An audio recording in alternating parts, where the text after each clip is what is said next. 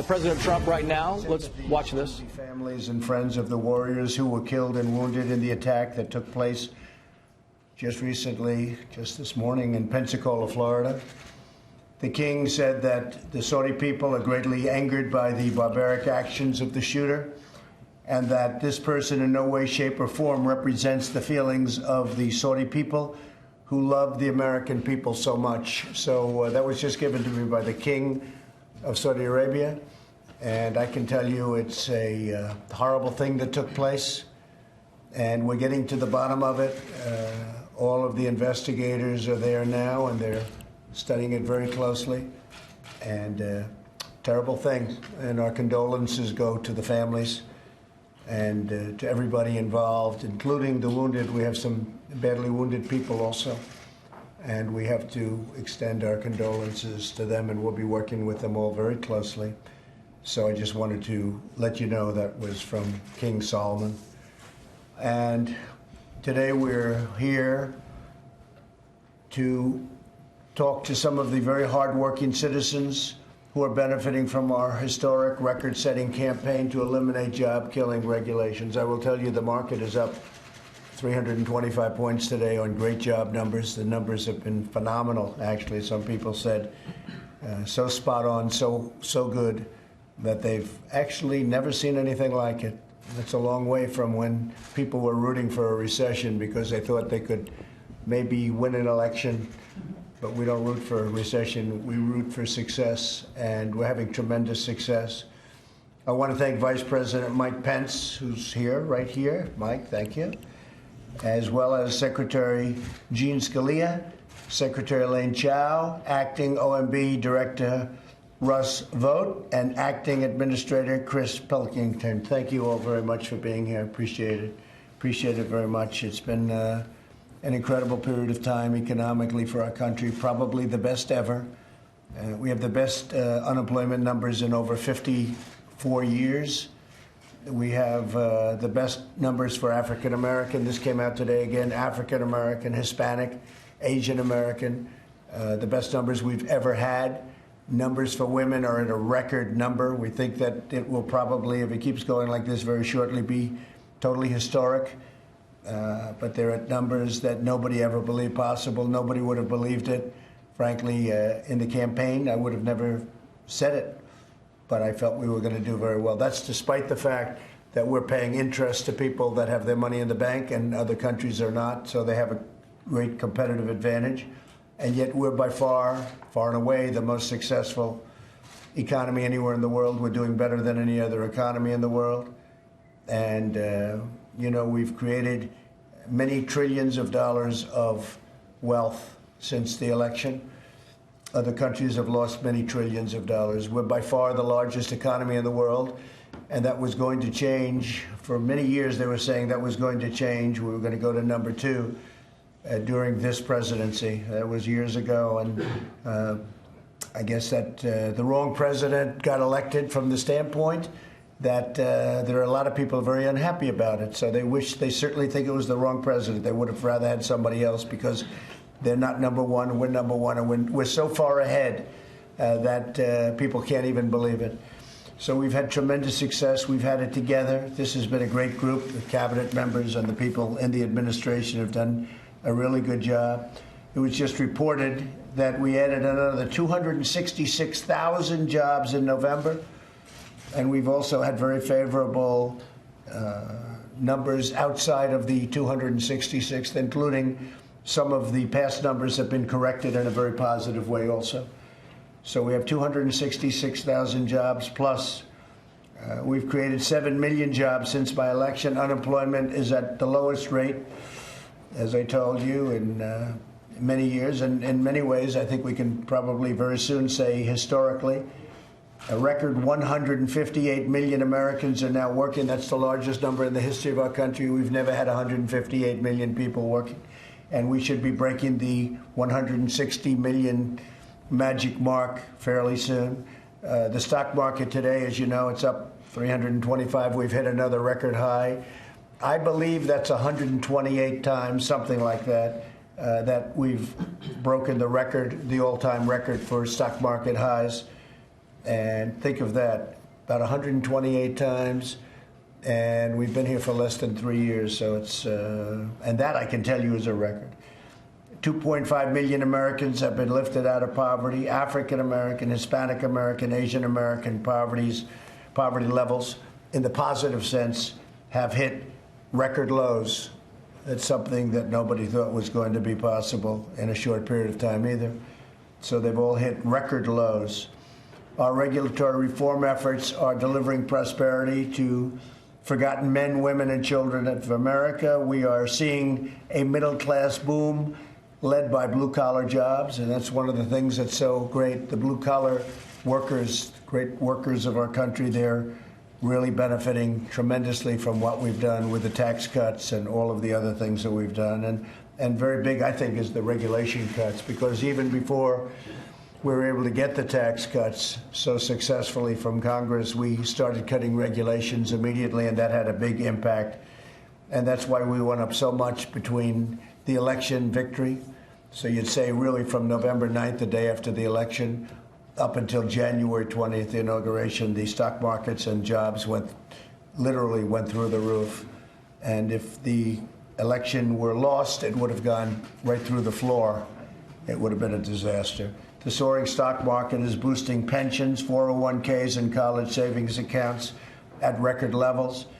We've added $10 trillion in value to the economy, helping the small businesses that create 2 out of 3 new jobs. Nearly every single state has seen record numbers. Almost every state, I can tell you, every state I've been to in the last 3 months is having the best year they've ever had.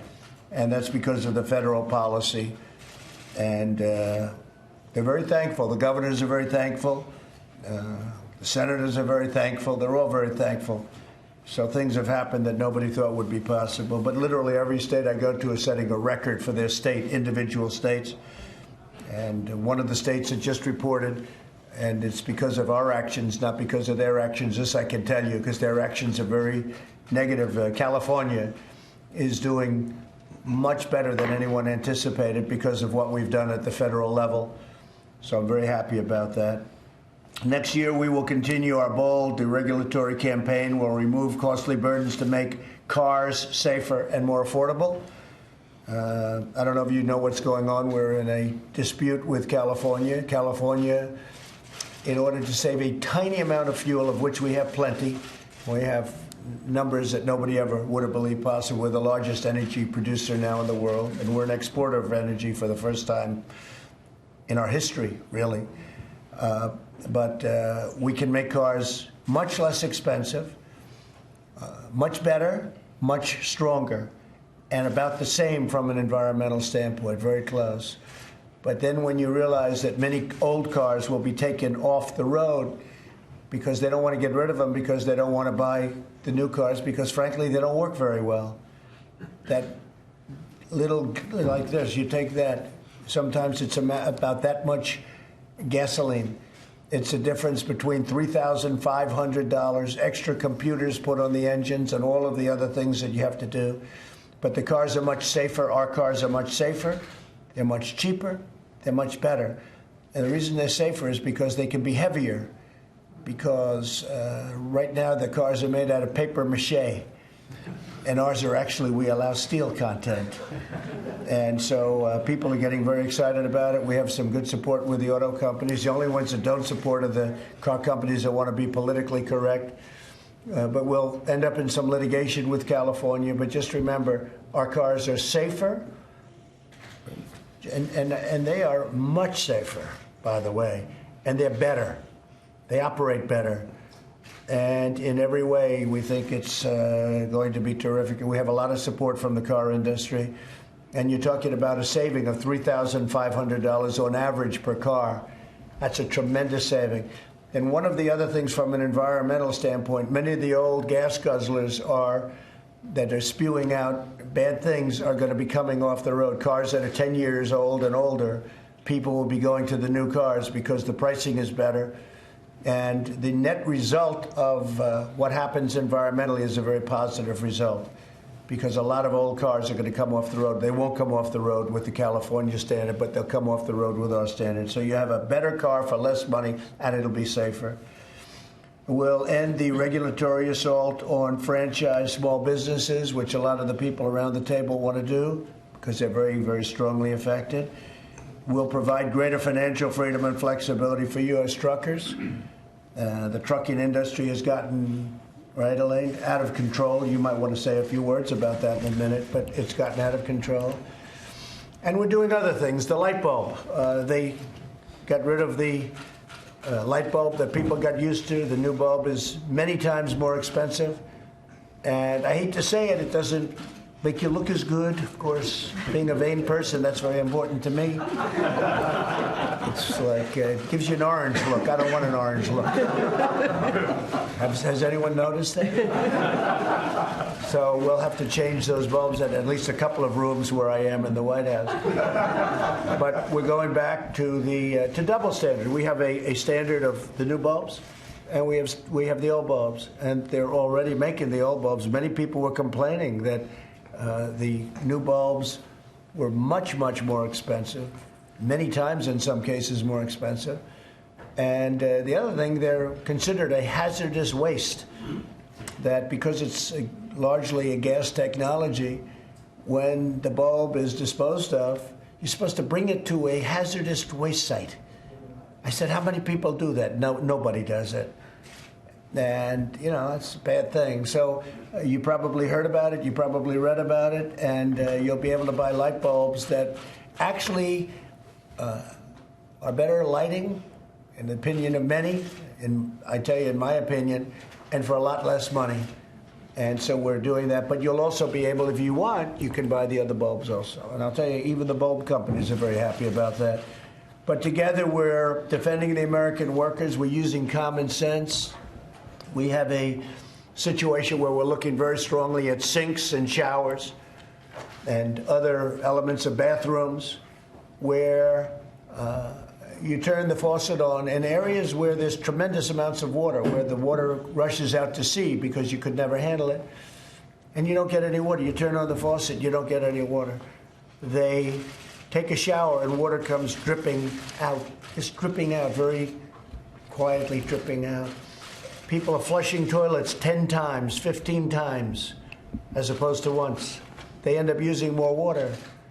So EPA is looking at that very strongly, at my suggestion. You go into a new building or a new house or a new home, and they have standards on where you don't get water. You can't wash your hands practically. There's so little water comes out of the faucet. And the end result is you leave the faucet on, and it takes you much longer to wash your hands. You end up using the same amount of water. So we're looking at very seriously at opening up the standard. And there may be some areas where we'll go the other route, desert areas, but for the most part, you have many states where they have so much water that it comes down. It's called rain, that they don't know what to do with it. So we're going to be opening up that, I believe, and we're looking at changing the standards very soon. And that's a little bit like the light bulb, where you get a bulb that's better for much less money. We go back, but you have the other alternative, and you'll keep the other alternative with sinks and showers, et cetera, too. But that's been a big problem. So a lot of the things we do are based on common sense. Somebody said, is that a conservative? Is it a liberal thing? Is it? What are we doing? I said, it's a common sense thing. And so many of the things that we do, it's based on common sense, like the car. The car will end up with that net tremendous saving environmentally. When you think of all the cars, the old cars that will come off the road, you'll end up with a better car, and you'll end up environmentally, it'll be ultimately much better.